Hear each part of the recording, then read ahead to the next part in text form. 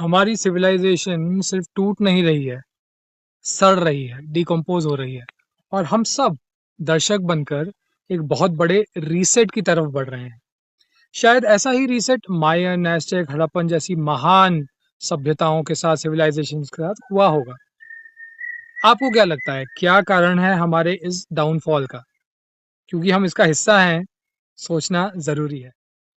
दुनिया में हर देश, हर सोसाइटी की हालत आज कुछ ठीक नहीं है।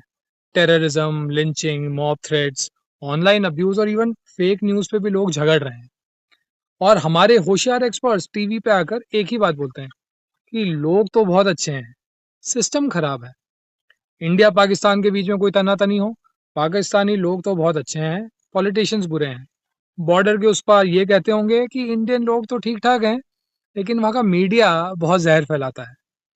लेकिन मेरा एक ही सवाल है कि अगर लोग इतने ही अच्छे हैं, तो इतना सारा जहर रोज फिर कहाँ से आ रहा है? जब हर दूसरा व्यक्ति सोशल मीडिया पर हेट मैसेजेस लिख रहा है, जब लोग छतों से बच्चों पर, औरतों पर पत्थर फेंक रहे हैं, जब रेप्स और राइट्स जस्टिफाई किए जा रहे हैं, लोग आतंकवादियों के जनाजे में गर्व से शामिल हो रहे हैं और गुंडों को इलेक्ट करके अपना नेता बना रहे हैं, तो ये तो सोचना ही पड़ेगा कि इस सिविलाइजेशन की सबसे बड़ी प्रॉब्लम कहीं और की नहीं है, अंदर की है। सबसे बड़ी प्रॉब्लम है हम लोग, वी द पीपल। तो मुझे नहीं लगता है कि बात सिर्फ अच्छे और बुरे की है। बात यह है कि सिर्फ इस देश के नहीं बल्कि दुनिया के लोगों को इस कॉन्टेक्स्ट में दो कैटेगरी में हम लोग बांट सकते हैं। पहली कैटेगरी उन लोगों की है जो वर्बल या फिजिकल वायलेंस करते हैं। पहले सिर्फ ऑफलाइन करते थे, अब ऑनलाइन भी करने लगे हैं। ये लोग मेरे हिसाब से तो मंदबुद्धि होते हैं, दिमाग से पैदल होते हैं। इनका खुद का कोई लॉजिक, कोई रीजनिंग, कोई स्टडी कुछ भी नहीं होता है।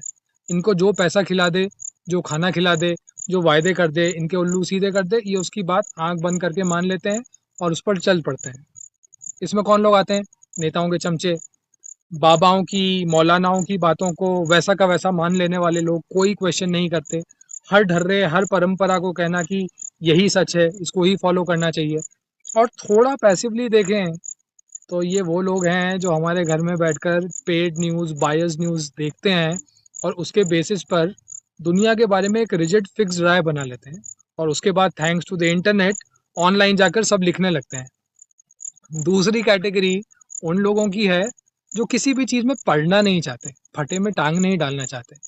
उनको अपनी बीवी बच्चे पालने हैं, नौकरी चाहिए, घर बनाना है, कार खरीदनी है, वगैरह वगैरह। ये निजी जिंदगी में समझदार हों, लेकिन बाहर से डरपोक होते हैं और कहीं ना कहीं प्रैक्टिकल भी होते हैं।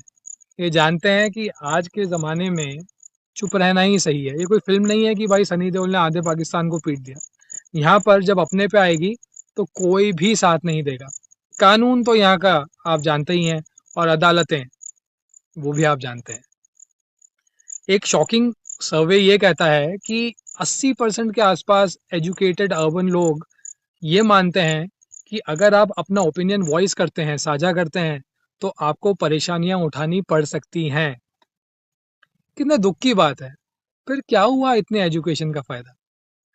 खैर, एजुकेशन पर तो हम बहुत डिटेल में बात करेंगे कभी फिर किसी वीडियो में। मजे की बात यहाँ यह है कि जो पहले कैटेगरी के लोग हैं, जो कि ताकतवर हैं, लाउड हैं, गैंग में आते हैं और स्टीरियोटिपिकली कम पढ़े लिखे होते हैं, पर ये जानते हैं कि ये जो दूसरी कैटेगरी वाले लोग हैं, इनको दबाया जा सकता है। ये शरीफ लोग हैं, चुप रहेंगे और डराने धमकाने पर या तो कैटेगरी वन का साथ दे देंगे या चुपचाप बैग पैक करके कोई अमन और शांति वाली जगह भाग जाएंगे। और यही बात पॉलिटिशियंस, धार्मिक ड्रामेबाज लोग, इमाम, जितने भी बाबा बाबा सब लोग जानते हैं। इसीलिए वो सिर्फ पहली कैटेगरी पर पूरा ध्यान देते हैं, उन पर पूरा फोकस करते हैं, उनको भटका कर रखते हैं, बेरोजगार रखते हैं, उनको पैसे के लिए कहीं ना कहीं बरगलाते हैं। उनको अनपढ़ रखना बहुत जरूरी है। दूसरी कैटेगरी सिर्फ फंडिंग के काम आती है। टैक्सेस, एक्सटॉर्शन, जो काम कर रहा है उसको ब्लैकमेल कर लो, उनसे चंदा इकट्ठा कर लो।